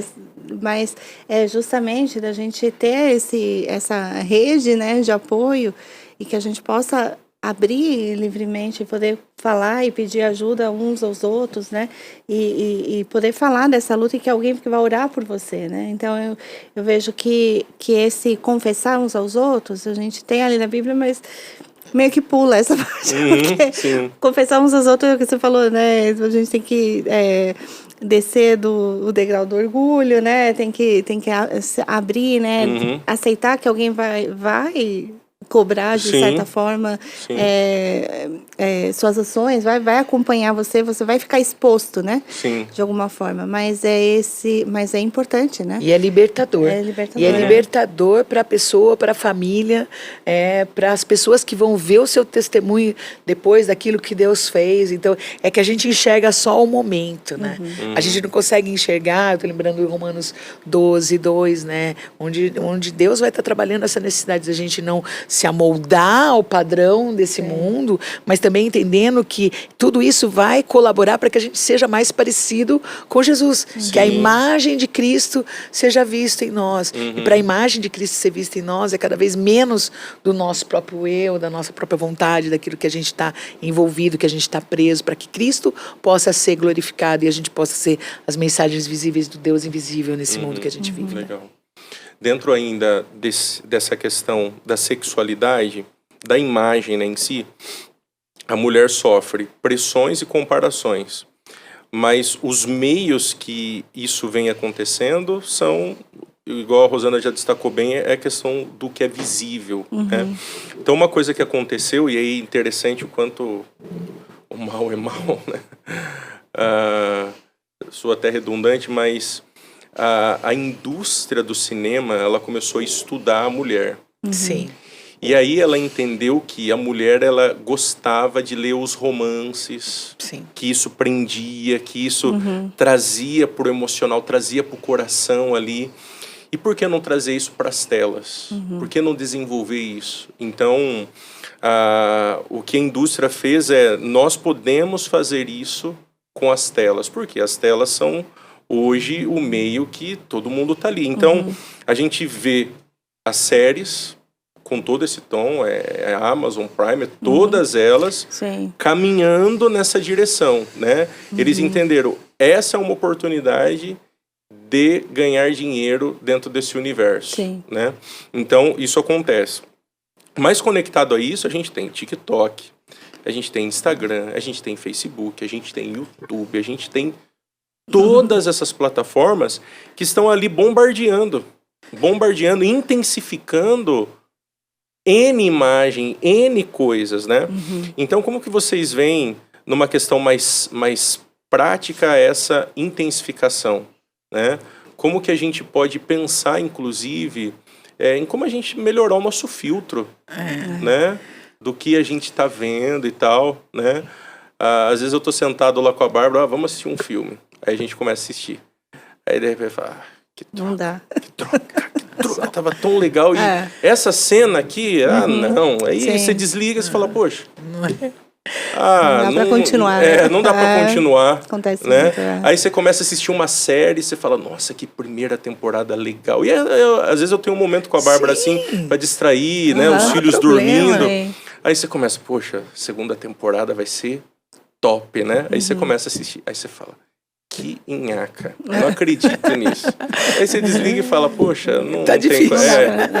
Tem... eu fico sempre pensando que o inimigo é tão sutil, né? Sim. Que ele vai sempre disfarçar ali, vamos dizer que a gente tem ali uma isca, né? Que vai estar sendo balançada ali na nossa frente, que é um desejo nosso, e o anzol vai estar disfarçado, né? Então balança a isca e disfarça o anzol. E eu fiz uma isca muito grande para nós como mulheres, é essa parte emocional das nossas afeições, do anseio por romance, do anseio por algo assim, né? Que a gente foi ensinado ou cultivado desde as princesas da Disney, né? A gente vai vendo tudo isso. Então eu fico pensando assim, talvez a gente tomar esse cuidado, o que tem por trás do que eu tô vendo, né? Eu fico sempre vendo uma coisa aparentemente boa, né? Por exemplo, eu tava falando até com a Zaf, dos doramas, né? Assim, olha, não, mas não tem cena de sexo, né? Tudo ali, só pegou a mão. Mas você fica pensando assim, olha, é um tempo absurdo que você perdeu ali, né? Bem, é para o seu descanso, mas você acaba se apaixonando por um ideal tão utópico, tão distante, e quando você vai ver também os históricos dos próprios atores, né, vários deles homossexuais, então não é nem um homem, nem uma mulher, ali tem uma coisa assim tão sem propósito, e quanto que eu criei uma expectativa de algo irreal e quanto de tempo isso me tomou e o tempo que não vai voltar nunca mais, né? Então, talvez pense assim, o que está sendo balançado na minha frente? Por que eu estou querendo isso, né? E o que tem por trás, né? Então, sempre ter esse cuidado. A gente tem que ter a Bíblia fala, né, em Coríntios, que a gente tem, não, em Hebreus, desculpa, 5, que nós temos as nossas faculdades exercitadas pela palavra para discernir entre o bem e o mal, né? Então, se a gente não dá prioridade à palavra, o estudo da palavra e a aplicação dela na nossa vida, dificilmente a gente vai conseguir discernir entre o bem e o mal, ou nem tão certo, nem tão errado, né? Que hoje também colocam muito isso. Se você olha, muitos filmes que tem hoje em dia são de vilões, que a gente sempre ouviu que eram vilões, mas vão contar a história do vilão e parece que o vilão não é tão ruim mal. Assim. Ele é um pouco coitado, bom. Ele sofreu uma injustiça e por isso que ele é como é. Então, assim, não é culpa dele, né? Então, essa relativização a gente vê em todas as coisas. Mas a gente tem a palavra de Deus, a gente tem o Espírito Santo que habita em nós para nos ajudar a discernir isso. Sim. Só que a gente precisa exercitar, né? Deixar esse senso, esse filtro aguçado. E isso somente pela palavra, né? Então, quanto mais eu conhecer a palavra, quanto mais eu passar tempo contemplando a Deus e a sua santidade, mais fácil vai ser discernir essas sutilezas que o mundo nos traz, né? Sim. Mas se eu não passo esse tempo, eu vou aceitar qualquer coisa. E eu vou consumir qualquer coisa como se... E achar que isso não está me afetando, né? Já ouvi muitas pessoas falando assim, não, eu assisto novela e é só para me distrair um pouco. Mas todo o conteúdo que tem ali na novela é contrário aos princípios cristãos. Então, você acha que não, mas isso está entrando na sua mente e está formando ali, o que fala da neuroplasticidade, né? Está formando ali os sulcos na nossa mente que... Quando você vai ter uma situação assim, talvez a sua decisão, os seus princípios não vão ser de acordo com a palavra. Sim. Você vai considerar também esse nem tão certo, nem tão errado. E que não né? começa assim, né? Já mostrando nunca é o radical, erro, né? né? Tô Isso. pensando num ar contaminado. Você não percebe na hora, né? Com o tempo, o seu corpo, depois você vai perceber as consequências de ter respirado um ar que estava contaminado. Mas a princípio, você não vai talvez perceber tanto e foi entrando ali sutil, mas não é tão mal, né? Ou então, é isso que você falou, Rosana, é muito importante porque também a gente vai lembrar sempre esse princípio. Eu vou amar a Deus e porque eu o amo, eu quero obedecê-lo. Então, às vezes, a gente vê também as pessoas com algumas regras do não pode, sem entender por que esse não pode e por que eu também não vou fazer aquilo. Ou vou deixar de fazer uma coisa, né? Porque eu quero agradar a Deus. É esse o princípio? Sim. Ou é só porque não, lá na minha igreja não permite, eu fui obrigada a fazer isso, mas mas por que eu não estou fazendo? Mas por que tem por trás disso, É né? verdade. Quanto mais, assim, quando você conversa com pessoas que estão passando essa luta, então questionando por que deveriam deixar esses hábitos, né, se dão esse prazer, você vê que o resultado, os prazeres que esses hábitos dão, esses pecados dão, estão em igualdade com Deus. Então você vê, você não conhece a Deus. Não está gastando tempo, não está investindo tempo, né? Desfrutando a Deus. Porque quanto mais você conhece a Deus, mais você desfruta de Deus, mais você ama a Deus, fica mais distante não fica igualada essa comparação. Você fala assim, não, peraí, eu vou fazer isso e colocar tudo isso em jogo? Vou jogar tudo isso pro alto? Todo o meu relacionamento com Deus para ceder aqui? Então, aí tem um peso maior. Mas quando você vê que assim, tá igual, é difícil você resistir. Como que você vai resistir se você não tem um contrapeso ali, né? Você não tem nada que fale, você não sente, você não vê que vale a pena seguir o outro caminho, né? Sim. É interessante que eles chamam isso, no conteúdo produzido, a tentativa de eliminar o prazer culpado.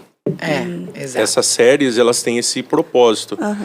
E aí, é igual vocês disseram, né? Não é algo assim, olha aquela cena ali de... Não, é um negócio, ele vem gradativo, né? Meio adaptado, cheio de coisas ali, né? Para ser um negócio mais velado. E, de repente, você está envolvida ali e você fala, mas não é tão pesado, não é tão... minha consciência está tranquila, mas é essa a ideia, é de eliminar o prazer de se sentir, né, culpado por aquilo que você está tendo contato. E quanto mais você olha para Cristo, você vai enxergando aquilo que Deus quer mudar e trabalhar no seu próprio coração. E você vai percebendo que você não pode confiar em você, não. Que a gente não é tão forte assim como a gente acha. Sim. Né? Porque você acha que você pode ir até ali do pecado e voltar. Que não dá nada, eu sou forte. Não, a gente olhando para Cristo, a gente vai vendo, Senhor, né, Paulo, né, miserável homem que sou, quem me livrará do corpo dessa morte, né? E lembrando que em Cristo ele pode fazer novas todas as coisas. Amém. Eu creio que o Evangelho ele traz essa alegria. Deus pode transformar. Deus pode contar uma nova história sobre a nossa vida. Né? O teu pecado não te define a partir do momento que você o entrega aos pés da cruz e pede a ajuda de Jesus nesse processo para lutar. Sim. E é interessante porque, olhando aí para aquilo que vocês estão compartilhando, né? Essa ideia, né? Então, por exemplo, eu assisto e eu me vejo. Eu estou diante ou estou fora de um padrão que eles estão compartilhando. Aí eu olho pro outro lado, daí rapidamente eu já puxo. Meu marido, aqui o homem aqui. Meu marido não é. Eu sou pecador, eu falho. Infelizmente, às vezes eu sou grosso com a minha esposa. Infelizmente, eu peco contra a minha esposa. E há esse ideal que... Não, eu acho que existe alguém assim. E aí, começa esse vislumbre, né? Romantizado, né? Então eu não tenho esse padrão e eu vou atrás. Eu vou à caça dele. Mas... o meu marido não tem esse padrão. E aí, inclusive, para as irmãs e para as mulheres que não têm marido. Eu quero esse ideal. Esse ideal. E aí, não tem. Não existe. Não existe. Daí eu vejo também a importância de mulheres ajudarem mulheres. Eu fico pensando sempre nesse propósito, porque mulheres podem ajudar mulheres de forma alguma, menosprezando ou tirando a importância dos nossos líderes espirituais. Mas eu creio que muitas coisas nós podemos ajudar outras mulheres quando vêm conversar conosco de algumas lutas ou de alguns ideais que elas vão criando na mente, que são mentiras. Nós precisamos de algumas pessoas que nos mostrem, isso é mentira, isso não é real, né? Isso não é o que Deus quer. Então eu creio que esse papel de mulheres ajudando mulheres. Uma participação mais ativa nisso, né? Mais ativa. Não deixar isso, a liderança da igreja tem que ver, para o problema deles. Não, mas né? a gente mesmo fazer parte disso, desse processo, né, de ajudar umas às outras. Ajudar umas outras. E como você falou, tem um momento, às vezes, dependendo da situação, que você tem que realmente levar para a liderança. Com ou certeza. São outras até um medidas processo de que disciplina, talvez em algum momento, tomados, que a pessoa não quer sair daquilo, né? Mesmo assim, não tira a nossa responsabilidade da gente ajudar umas às outras, né? Da gente estar atenta e sensíveis também às necessidades de umas às outras, né? Às vezes também acontece isso, a gente está tão fechado no nosso mundo, nas nossas preocupações, nas nossas necessidades, na nossa correria, que a gente vai na igreja, fala assim com todo mundo, mas não se envolve, né? E quando você procura um pouquinho mais, você vai ver que as lutas das outras pessoas, né? E como você pode ajudá-las, né? Tem gente que fala assim, o aconselhamento bíblico não é para mim, eu não... Mas todos nós deveríamos ser capazes de aconselhar biblicamente uma pessoa se você é cristão, né? Na verdade, nós estamos aconselhando, né? Só que o problema é com o que você está usando para ajudar outra pessoa. Sim. Né? Tá, o momento todo a gente está falando no que a gente confia, no que a gente crê para ajudar outras pessoas. Mas se isso está com base na palavra ou não, é a diferença. Né? E a gente também acaba pensando também no que você falou, né? Das nossas lutas como marido e mulher, lembrando que nós somos pecadores, 2 pecadores que disseram sim, que estão vivendo ali. E às vezes é interessante que no aconselhamento a gente vai lembrar o aconselhando disso, né? Aquela irmã, seu marido, você casou com um pecador. Para começo de partida aqui, para a gente pensar um pouquinho, o teu casamento não tem de fato nada para dar certo. O meu também não tem. Por quê? Porque a gente é pecador, a gente precisa de Jesus. Só Jesus faz esse negócio funcionar de forma decente, sem ele não vai. E às vezes é isso mesmo, talvez numa conversa, não, você tem que lembrar, minha querida, esse padrão aqui, você não chega lá, eu não chego, ninguém chega. Isso daqui é um estereótipo, é uma caricatura de algo que é mentiroso, é mentiroso, né? E às vezes esses insights, o aconselhamento vai ajudar, né, a lembrar no processo de ajuda, olha, você é isso, eu sou isso, nós somos assim. Né? E a gente às vezes vem com desculpas para continuar pecando, né? Quando ele fizer, quando ela fizer isso aí eu... Não, mas eu faço isso porque ele não faz isso, ou porque ele não me dá isso, ou porque não tem isso no meu casamento. Nós achamos maquiagem para nos enganar, para continuar no pecado, né? Isso aí, o nosso objetivo sempre na conversa tem que ser para olhar para o alto, né? Não, tirar porque, os olhos de nós mesmos. O padrão né? não somos nós, né? Não. Nem o quanto eu recebo do outro. Não é a reciprocidade o padrão, né? O padrão é a santidade de Deus, né? E daí a gente vai definir como temos que lidar uns aos outros, né? Mas se eu fico só olhando assim, mas ele não faz isso, então não vou fazer, ou ela não faz aquilo, então a gente se conforma, né? Mas quando a gente olha para a santidade de Deus, olha para a sua misericórdia, olha como ele lida conosco, então o padrão fica lá em cima, né? Sim. Já não E sou aí eu a gente quem vê, vive, exato, né? daí a gente Gálatas, vê assim, na verdade sou eu, né, que estou pecando nisso. Pensando um pouquinho nisso, as mulheres aí que estão assistindo, né, dentro dos desafios, o que a gente poderia dizer para elas diante dessa sensação, eu não sou boa o suficiente? Porque isso tá ali martelando. Como que a palavra de Deus hoje responde a essa afirmação maligna, né? Eu fico pensando sempre que essas mentiras, elas roubam tanta coisa, né? Talvez a gente pensar assim, em quem você está firmando a sua identidade. Né? Você não é boa o suficiente porque você está olhando para quem? Você está se comparando a quem?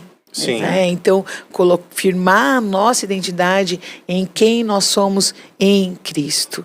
Isso nos ajuda a entender, isso nos ajuda o processo bíblico de mudança, isso nos ajuda a entender que Cristo, nós estamos todas no processo de transformação, a imagem de Cristo, né, na santificação, na santidade, a cada dia, que a gente possa buscar o Senhor. Então, você está dizendo isso comparado a quem? Sonda um pouco isso, né?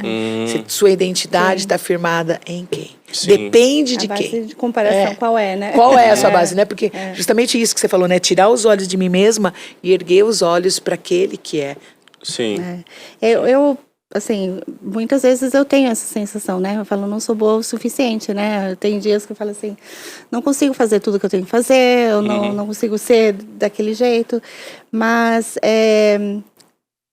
quase sempre é porque eu tô tentando imitar a Deus em atributos que eu não sou chamada a imitar.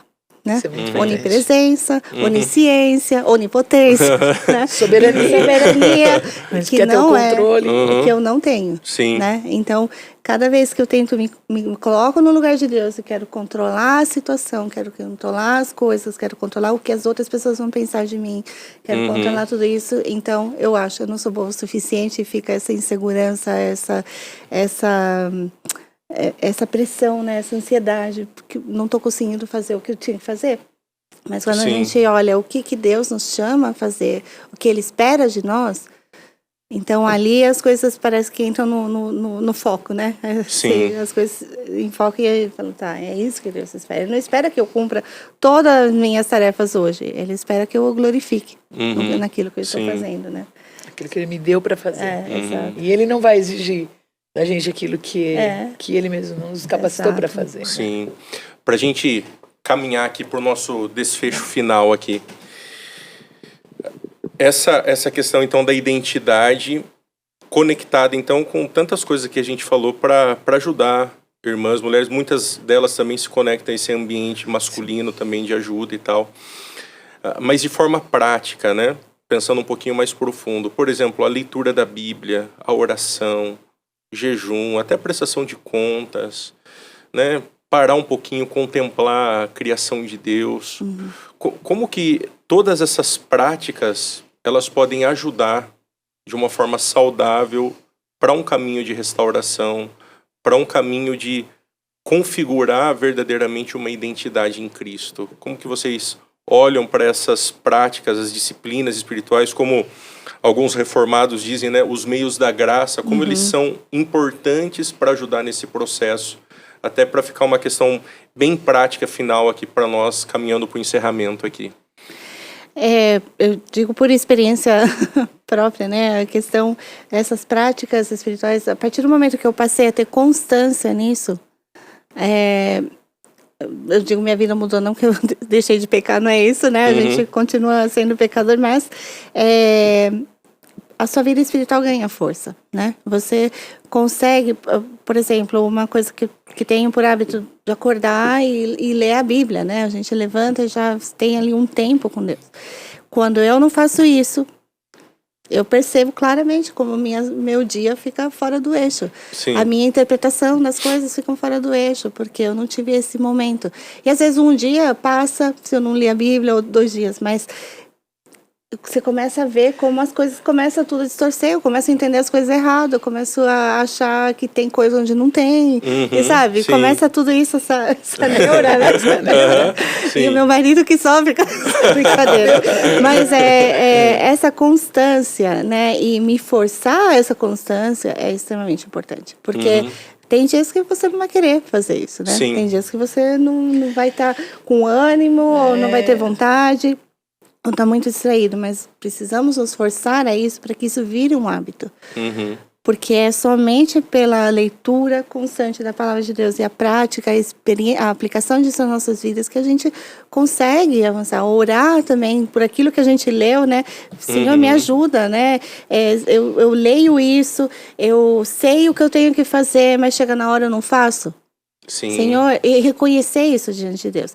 E uma das práticas que eu acho que a gente pouco fala, que tem que estar incluído sempre, é a confissão de pecados. A Deus, primeiramente, né? Às vezes a gente entende que tem um problema, reconhece um pecado, e já tento solucionar, tento mudar o comportamento, mas não paro para confessar esse pecado ao Senhor. Senhor, Legal. eu pequei. E a Bíblia fala, né, que se confessarmos nossos pecados, Ele é fiel e justo para nos perdoar e nos purificar de toda injustiça. Então, Ele vai nos purificar e nos ajudar para que depois a gente possa agir diferente, na mesma situação agir diferente.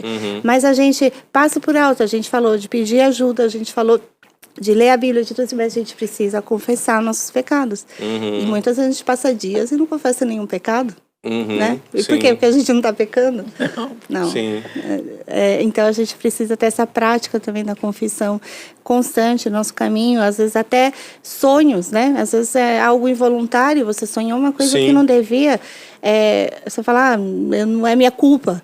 Mas de onde vem isso, né? Da sua natureza pecaminosa, Sim, que está dentro do coração, ali. exato. Então confessa isso imediatamente. Não deixa isso ficar ali corroendo nos seus pensamentos, sabe? Alimentando. Uma viagem da culpa, exato. né? Um desejo desordenado você teve, confesse isso, né? Não perca tempo, né? Às vezes a gente fica pensando muito o que fazer e como fazer. Confesse, esse é o primeiro passo para lidar com o pecado. Interessante, né? você tá falando isso, a gente lembra de Davi, né? Sim. Natan chega e fala, meu caro, contei toda essa história, você é o culpado, você precisa confessar. Sim. E a gente olha para o Salmo 32 e o Salmo 51, a gente vê ele lá, exato. abrindo o coração e dizendo, Senhor, Sim. me perdoa, né? Me perdoa. Eu fico Legal. pensando também que trazer uma palavra de esperança para quem talvez está distante de Deus há muito tempo. Às vezes a gente fica pensando que talvez a gente tenha que ter vontade para chegar perto de Deus e recomeçar essa vida de leitura, de confissão de pecados, de oração. E talvez a princípio eu sugiro que você vá aos pés de Cristo sem vontade mesmo. Se coloque ali aos pés de Cristo, né? Senhor, eu preciso do Senhor. Me ajuda. Me orienta por onde que eu começo. Porque muitas vezes o pecado ele cega tanto e ele traz uma desesperança tão grande com a prática e você não sabe por onde começar. Então Deus é Deus de recomeços, eu creio nisso. O Evangelho, ele sempre traz essa oportunidade, né, de um novo começo, de uma nova história.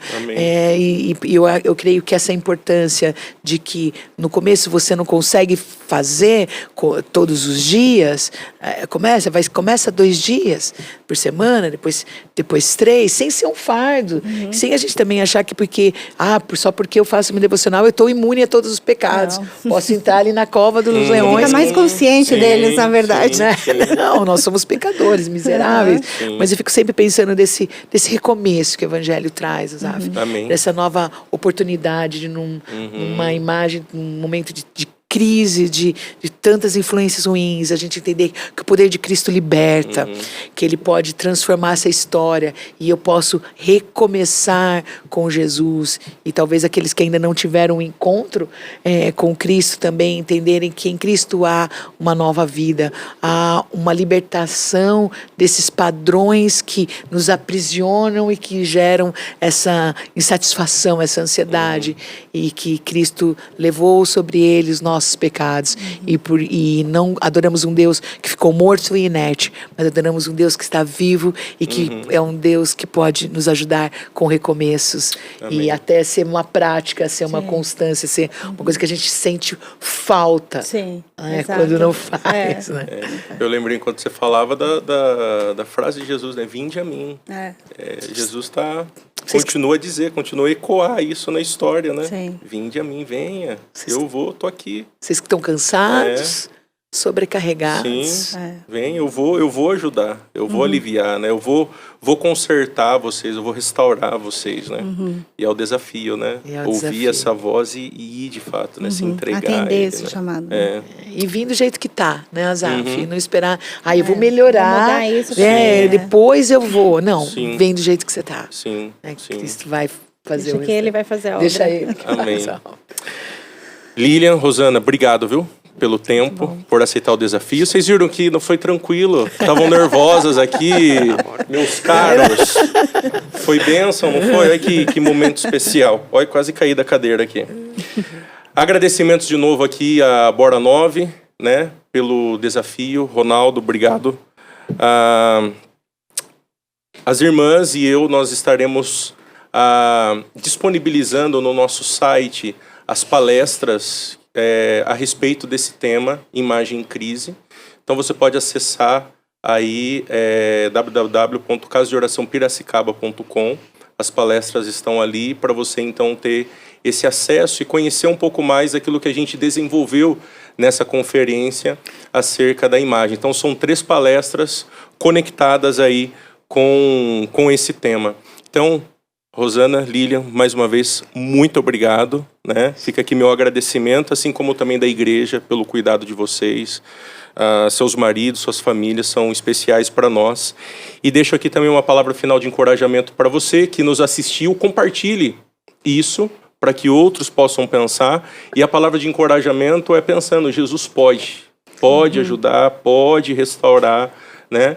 E caso você tenha, inclusive, alguma dúvida, alguma coisa que você ache que precisa de esclarecimento, ou inclusive até mesmo ajuda nesse sentido, né? Vou dar trabalho aqui para a irmã Rosana e para a Lília, mas a gente tem outras conselheiras também.